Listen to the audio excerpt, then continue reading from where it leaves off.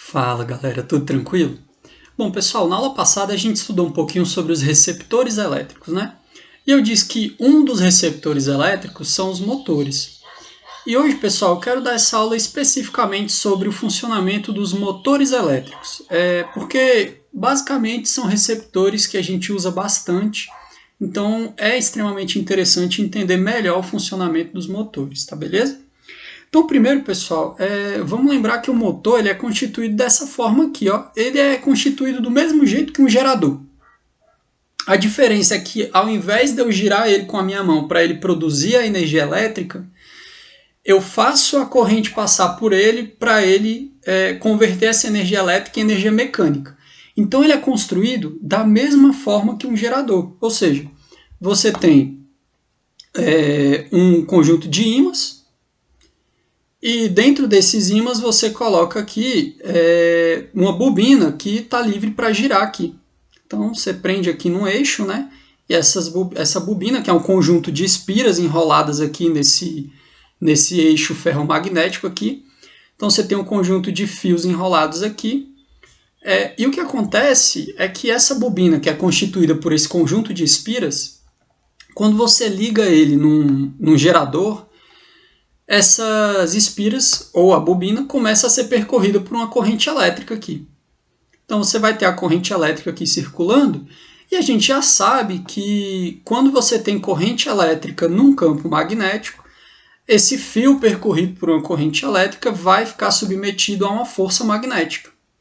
Pessoal, essa força magnética num fio percorrido por uma corrente elétrica, ela é aquela força que a gente calculava lá, o Bill, que é campo magnético vezes corrente vezes o comprimento do fio, beleza?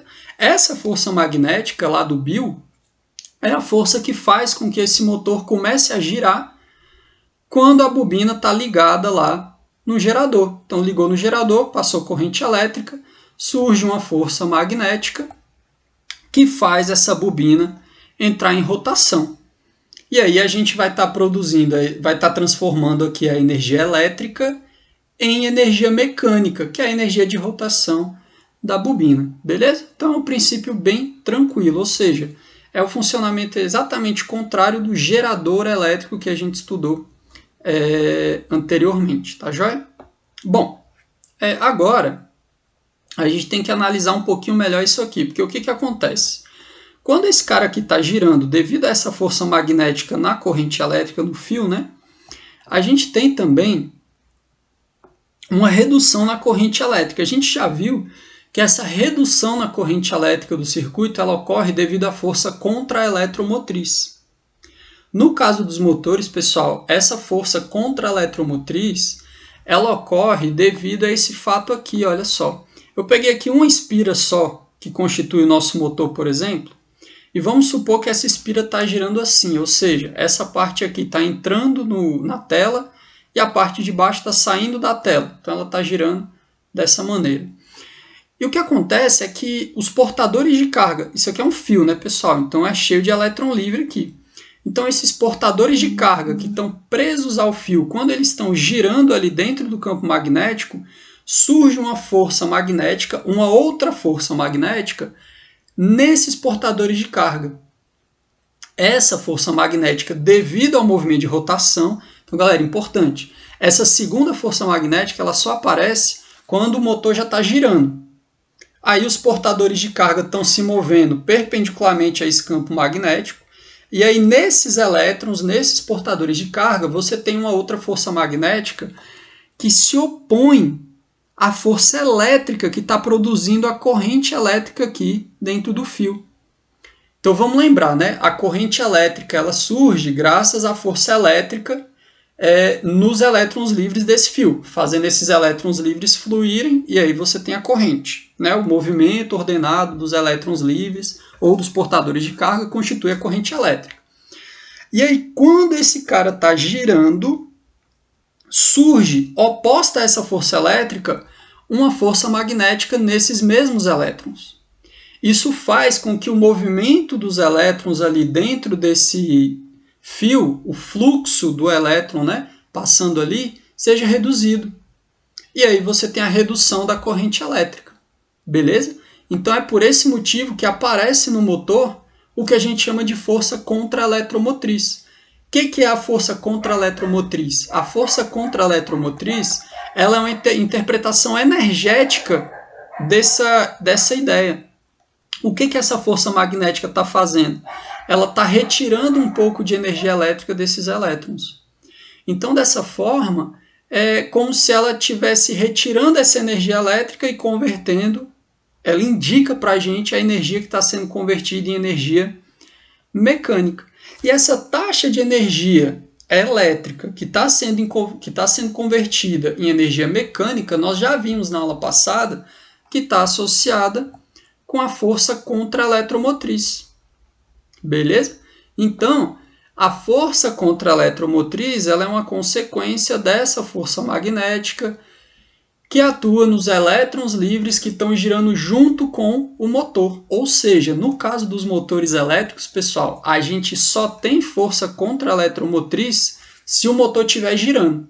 Se o motor não estiver girando, eu não estou convertendo energia elétrica em energia mecânica e você não tem a força contra-eletromotriz. Beleza? Essa que é a ideia. Bom, como é que a gente calcula essa força contra-eletromotriz em função dessa rotação aqui, pessoal? Isso é obtido, galera, através da lei de Faraday-Lenz, tá bom? O que a lei diz pra gente? Ela diz que a força contra-eletromotriz no motor aqui, né, num inspira, numa bobina, ela vai ser dada pela variação do fluxo magnético através dessa bobina em relação ao tempo. Ou seja, a velocidade com que o fluxo que está atravessando ali essa bobina varia no decorrer do tempo. Então a gente precisa ter variação do fluxo magnético dentro da bobina para ter essa força contra-eletromotriz. Essa força contra-eletromotriz, pessoal, é também chamada de voltagem induzida ou diferença de potencial induzida, beleza? Então é uma voltagem, tá? A gente tem que tomar esse cuidado porque apesar da gente chamar de força contra-eletromotriz, ela não é uma força, ela é uma voltagem, tá bom?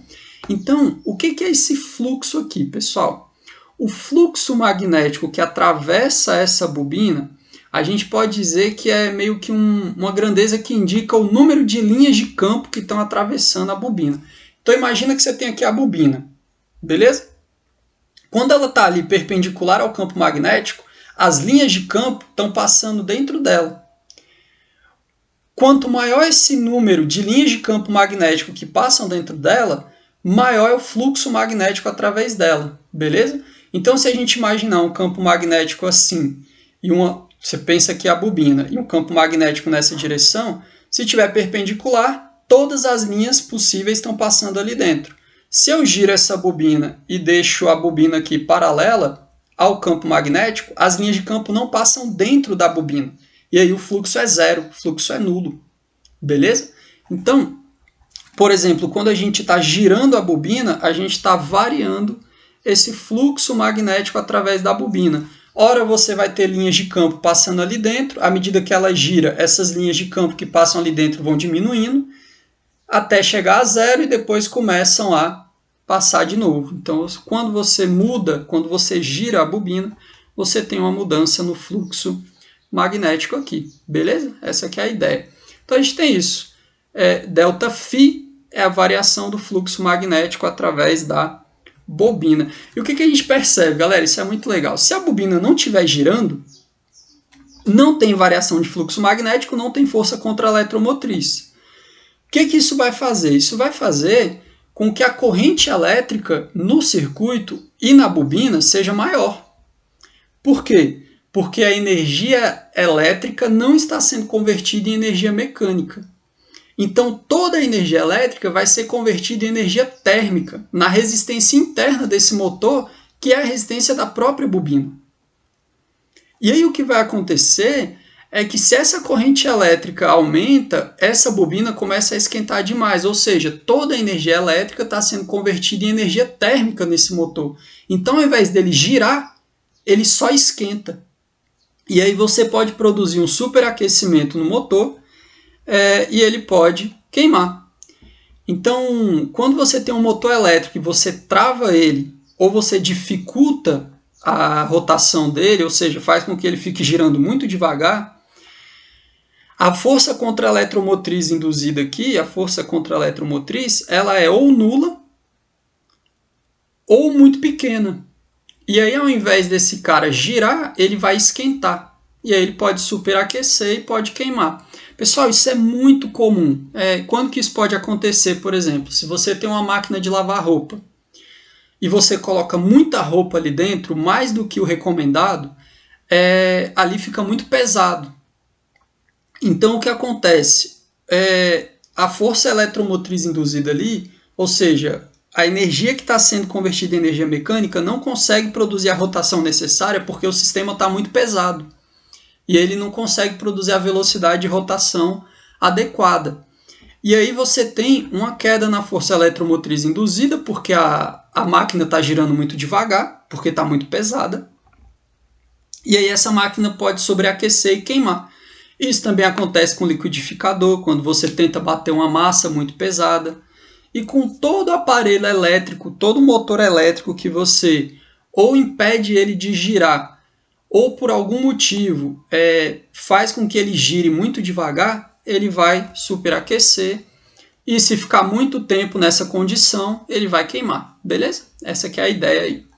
E aí, pessoal, só para reforçar um pouquinho o que é esse fluxo magnético aqui. O fluxo magnético ele é dado mais ou menos pelo número de linhas de campo magnético que atravessam a bobina, né? Então, a gente calcula esse fluxo magnético dessa forma aqui, ó. É a intensidade do campo magnético que está atravessando essa bobina, vezes a área da bobina, né? Porque quanto maior a área da bobina, mais linhas de campo vão conseguir atravessar ela, vezes o número de espiras que você tem constituindo essa bobina, porque quanto mais espiras, mais o fluxo, maior vai ser o fluxo ali dentro, porque é como se você estivesse aumentando a área, tá, pessoal?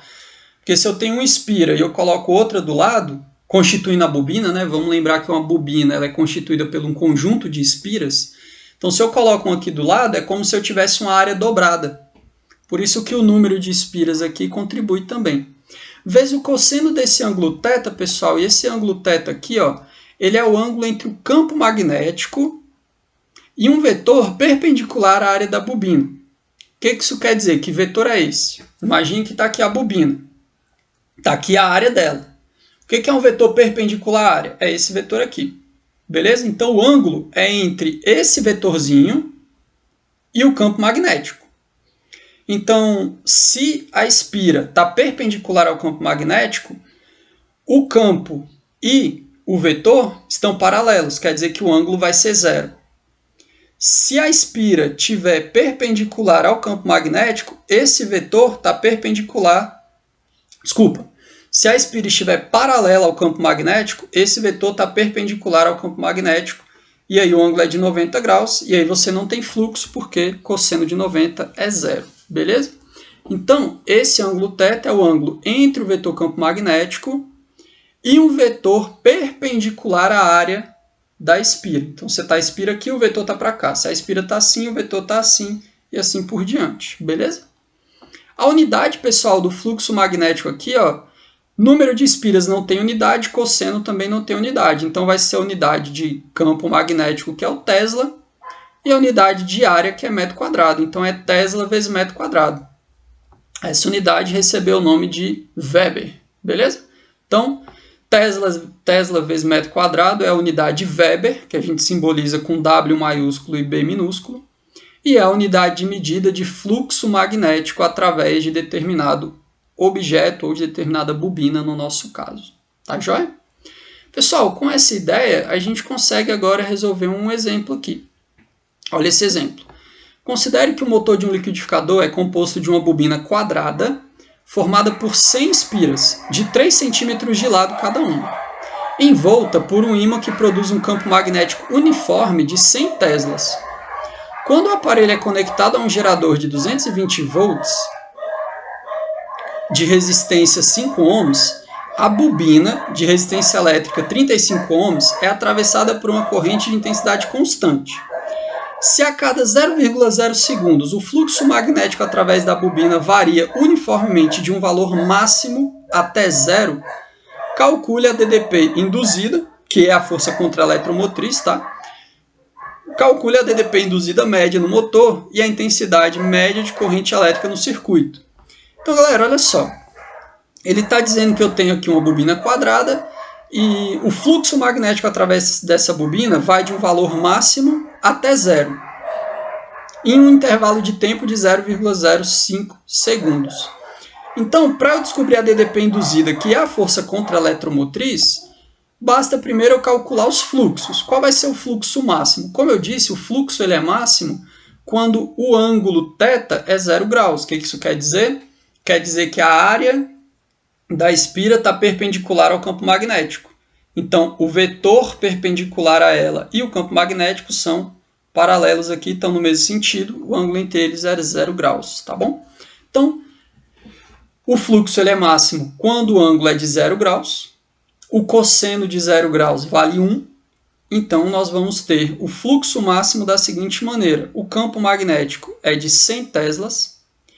A área da bobina, galera, a área de cada espira que constitui essa bobina. Olha só. Cada espira é quadrada e tem 3 centímetros de lado. A área de um quadrado não é lado ao quadrado? Lado vezes lado? Lado ao quadrado. Então, 0,03 ao quadrado. Beleza? Então, olha só. Por que eu botei 0,03, pessoal? Porque aqui está em centímetros. A gente tem que colocar para metros, né? Então, dividindo por 100, 0,03 ao quadrado, porque é a área desse quadrado aqui. O número de espiras, ele me diz que vale 100. E o cosseno de 0 graus vale 1. Então, fazendo essa continha, pessoal, isso aqui dá 9 Webers de fluxo magnético máximo através dessa bobina quando ele é máximo, né? Agora, o mínimo é o zero, né? Cosseno de 90 graus é zero, então o fluxo mínimo é zero, que é o que ele quer. Então, o que ele está dizendo? O fluxo magnético através dessa bobina vai de 9 a 0 em 0,05 segundos. Ele me deu aqui, ó. Então, vai do máximo a 0 em 0,05 segundos. Então, a gente consegue calcular a DDP induzida. Ela é a variação do fluxo dividido pela variação do tempo. Vamos lembrar, pessoal, que a variação de qualquer coisa em física é o final menos o inicial. Beleza? Então, qual é o fluxo final? O fluxo final é 0. Qual o fluxo inicial? É o máximo, é 9, perceba. O fluxo magnético ele varia do valor máximo até 0. Então, o 0 é o final e o máximo é o inicial. Está aqui. Então, ficou 0 menos 9 dividido por 0,05, isso tudo negativo aqui da lei de Faraday-Lenz. Beleza? Bom, pessoal, isso aqui dá menos 9, menos com menos dá mais, né? 9 dividido por 0,05 dá 180. Então, a força contra-eletromotriz desse motor é de 180 volts, que é a DDP induzida no motor. Beleza? Essa aqui é a ideia. Bom, agora que eu sei a força contra-eletromotriz, eu consigo calcular a corrente elétrica. Como que eu calculo corrente elétrica? Basta a gente lembrar da aula passada que a DDP útil que o gerador fornece para o circuito externo, que no caso é o motor, é igual a DDP recebida pelo motor. É uma ideia muito simples. DDP fornecida pelo gerador é igual a DDP recebida pelo motor. E a gente lembra a equação do gerador, é força eletromotriz menos resistência interna vezes corrente, vai ser igual à equação do receptor, que no caso é um motor. Força contra-eletromotriz mais a resistência interna vezes a corrente aqui. E agora a gente substitui os valores. Força eletromotriz do gerador é 220, ele me deu aqui, ó. A resistência interna do gerador é 5 ohms, está aqui. A força contra-eletromotriz do motor nós calculamos 180. E a resistência interna do motor é a resistência da bobina, que é de 35 ohms aqui. E agora eu consigo achar a corrente elétrica. Passo 180 para lá negativo, 220 menos 180 dá 40, menos 5 vezes a corrente está negativo, passa para o outro lado positivo, fica 35i mais 5i, dá 40i. Esse 40 está multiplicando a corrente, passa dividindo, nós temos que a corrente elétrica é igual a 1 ampere. Então, pessoal, isso aqui ilustra como que a gente aplica um pouquinho da lei de Faraday-Lenz para determinar a força eletromotriz induzida e como a gente pode usar isso no funcionamento de um circuito elétrico constituído de um gerador e um motor. Então, com isso, eu acredito que vocês conseguem resolver alguns exercícios, tá bom? Por hoje é isso, valeu, até mais!